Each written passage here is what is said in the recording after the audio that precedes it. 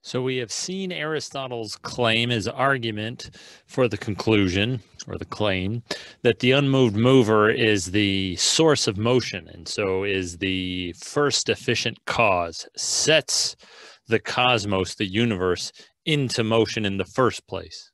What we're now going to consider is Aristotle's argument, his claim, that the unmoved mover is also the final cause of the universe and cosmos.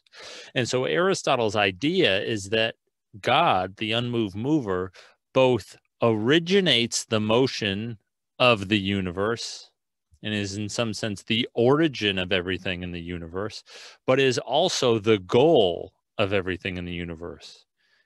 God is the beginning and the end of everything.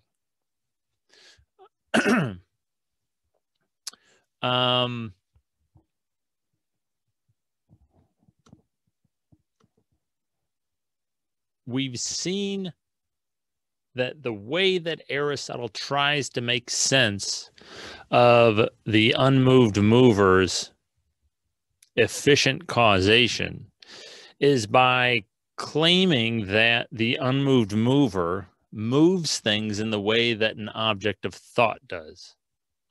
And what this indicates for Aristotle is that the life of the unmoved mover is a life of thought. It's a life of contemplation. And so now Aristotle is going to try to answer the question, what does the unmoved mover think about?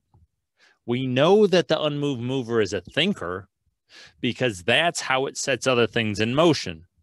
But what exactly is it thinking about? And Aristotle considers various possibilities, and he raises certain puzzles that attend the various possibilities, possible answers that we might give to this question. We're not going to look in detail at those puzzles, but very quickly he says things like, well, maybe it doesn't think about anything. Well, that's not real. That's hardly even thinking at all, right? And that's not befitting its dignity, right? This is God we're talking about. It's got to be thinking about something. Well, maybe it thinks about its thinking is in some way dependent upon other things. And so it's thinking about other things. Aristotle is going to say, there's a puzzle there, because it seems like if it's thinking about other things, well, then in some sense, don't those other things have to be better than it? After all, it's thinking about them. Wouldn't God, the unmoved mover, which is the best thing that there is, be thinking about the best things? Yeah, it seems like it would. And so Aristotle's short and quick answer as to what the unmoved mover thinks about is that it thinks about itself. God thinks about God. Because for it to think about anything less would seem to be besmirching its dignity, would seem to be out of keeping with its being the best thing. And so God, the unmoved mover, thinks about itself. As Aristotle says in chapter 9, the unmoved mover is a thinking that is thinking about thinking. Or another way to translate that, it's thought thinking about thought. We're going to unpack that in just a second, what exactly that means. But right now, and the way we're going to kind of build up to unpacking that is by addressing the next question that might be raised. If God just thinks about God, that makes God look very egotistical, very self-centered. Is Aristotle's God just like a big cosmic narcissist thinking about itself and nothing else? Doesn't have a care in the world for anything else, right? That seems a bit odd. Narcissism does not seem to be a mark of the divine. It seems to be a kind of shameful thing. So is the unmoved mover just thinking about itself to the exclusion of other things? Is the unmoved mover just a big narcissist? Aristotle's answer is no. But to see why, we need to unpack a few further ideas. So far what we know, the unmoved mover thinks about itself. The unmoved mover is thinking. It's living a life of contemplation. There's got to be an object of its thought, and that object is itself. One of the further claims we need is Aristotle's idea from the De Anima that thought and the object of thought are the same thing. And he means this in a very strong sense.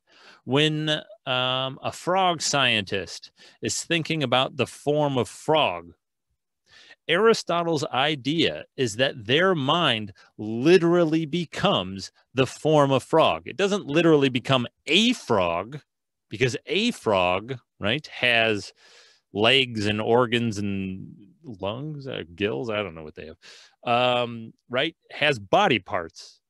And it's not as though those body parts come to exist in the frog scientist's mind, right? The matter doesn't come to exist in the frog scientist's mind, but rather the form does. And the form is literally there in the frog scientist's mind. Aristotle holds this sameness so strongly that he will say that their mind, the frog scientist's mind, literally is the form of frog, literally becomes, just is the form of frog. Right? So this is going to be important for understanding the unmoved mover's thinking. Thought and object of thought are the same. A second idea that's important is what we saw earlier in Book 12, Aristotle's idea that the unmoved mover is supposed to be pure actuality. Another way of putting that point, the unmoved mover is pure form. And so when the unmoved mover thinks about a thing, it literally is that thing. When I think about something, say I think about frogs, say I become a frog scientist, right? Philosophy, it's not paying well enough. I go into the frog science racket, going to make my money there. And then I start thinking about frog forms and whatever. My mind becomes the form of frog. But because I'm a human being, because I have a body, because I have matter and so on and so forth, I don't myself entirely become the form of frog. Only my mind does, right? I stay this human thing or whatever. But the unmoved mover, not having a body, just literally is. That's all it is. The forms that it thinks about, its thoughts. It literally just is its thoughts. And so Aristotle's idea here, he's not as clear about this as he might hope he would be, but his idea here is that the unmoved mover is simply all of the forms. And indeed, it's the highest actualization of all the forms. Think of it like this. So so first stab at it. How doesn't that just fall, so that would mean that the unmoved mover is thinking about frogs. Yes, it would. But doesn't that mean frogs then would be better than God? But no, not necessarily. Because given the identity of thought and the object of thought, the unmoved mover simply is, in part, the form of frog, simply is the form of human being, simply is all of the other forms. And so, yes, it thinks about itself, but in thinking about itself, it thinks about all things because it itself is all things. It is all of the forms. And so it thinks about itself, but in thinking about itself, it thinks about all forms. Let's see a specific example, right? So we talked about, and let's try to understand what this means, the highest actualization of all the forms. This is going to be key to understanding how it is that the unmoved mover is a final cause of all things. So when we were looking at the physics, we talked about these natural processes of growth, right? So you start with a tadpole, the tadpole grows into some weird tadpole frog hybrid, and then eventually becomes a frog. fully mature, realized frog. And as we were talking about that in the physics, the point that I tried to make is that Aristotle understands this process of growth as a process of greater and greater realization of form. And so the form of frog is there in the tadpole, but that form is in a high degree of potency. It has very low actuality. The form itself is not highly developed, not highly actualized. Then, as the tadpole grows and matures, the form of frog becomes realized to greater and greater degrees until eventually, right, you have a full mature adult frog hopping around and eating flies and doing whatever else they do, right? And so the point I want to stress now is that tadpole frog hybrid, right, that is more actualized than the tadpole. And the mature adult frog is more actualized than the tadpole frog hybrid. Yeah, this is by way of review. We've seen this before. We saw this in the physics. The point I want to make now is that this isn't the end of the kind of life story of the actualization of form, right? You can see form being realized to greater and greater degrees. And you might think that the greatest realization, the highest actualization of form occurs in the mature adult frog running around, jumping around, or whatever. They don't run, I guess. That's not how Aristotle thinks about it. He thinks the greatest actualization of the form of frog actually occurs in the thinking of the form of frog. Recall, for Aristotle, when you are thinking about frogs and you have the form of frog in mind, you literally have the form of frog there. It is literally there. It's literally in the tadpole. It's literally in the tadpole frog hybrid and in the frog. But it's also literally in your mind, that form. And Aristotle's idea is that the frog scientist who is thinking about the form of frog in their mind is the highest actualization of the form of frog, right? So the form of frog in their mind is more actualized than the frog itself. And so Aristotle's idea, and so this applies obviously not just to frogs, but to everything. The things in this world, frogs, trees, even human beings, are striving to be known. This is a fundamentally intelligible world, according to Aristotle. This is the picture that he is painting of it. And the forms that inform all of the various things in the world are striving for their actualization. That's what causes growth. That's why the tadpole sprouts off little buds, and that's why those buds grow into legs and arms and so on. The form is driving that process. Well, Aristotle's idea is that the goal of these forms is not merely the mature adult frog. The mature adult frog, the form in that, is striving to be known. It's striving for an even higher state of actuality, namely being known. And so Aristotle's idea is that the unmoved mover knows all the forms. That's the sense in which it's the highest actualization of all the forms. And that's the sense in which it is the goal or purpose or end or final cause of all things, because all things are striving to be known, are striving to realize the form to the greatest degree possible. And the highest actualization of those forms occurs in knowledge, occurs in both human beings when they know things and in the unmoved mover.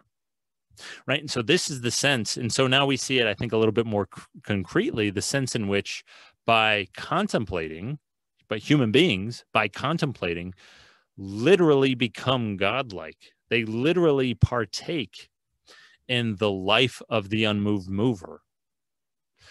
We literally engage in the very same activity that the unmoved mover does. We are thinking about these forms.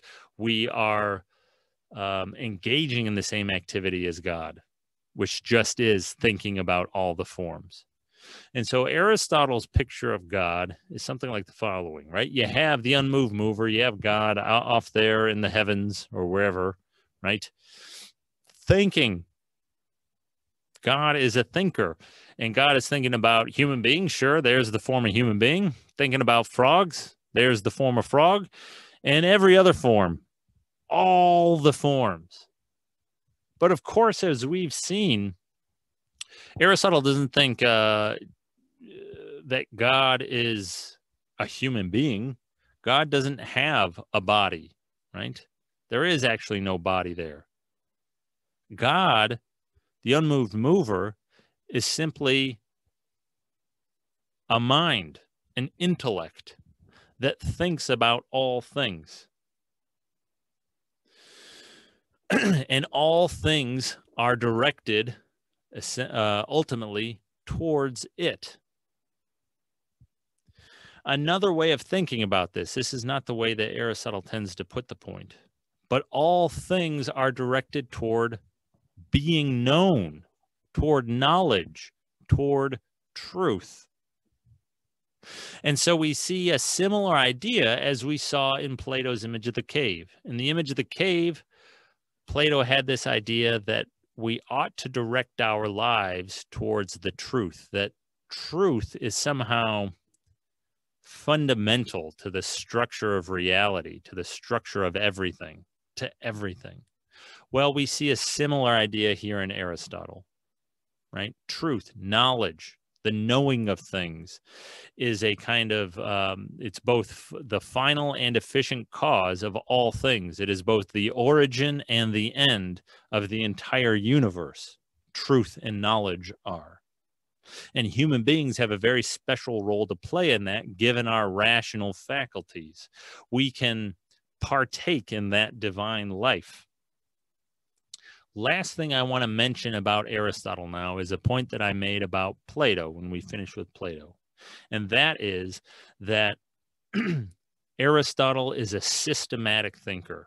We see all of these various areas of philosophy kind of firing on full cylinders, so to speak. I think that's the saying.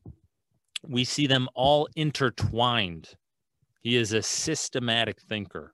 His epistemology, his metaphysics, his ethics, they come together as a kind of lump package.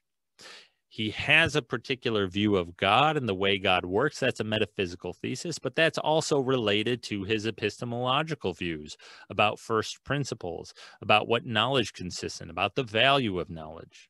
And then both of those things are very strongly related to Aristotle's ethical works and to his ethical view, to what a human being should do with their life.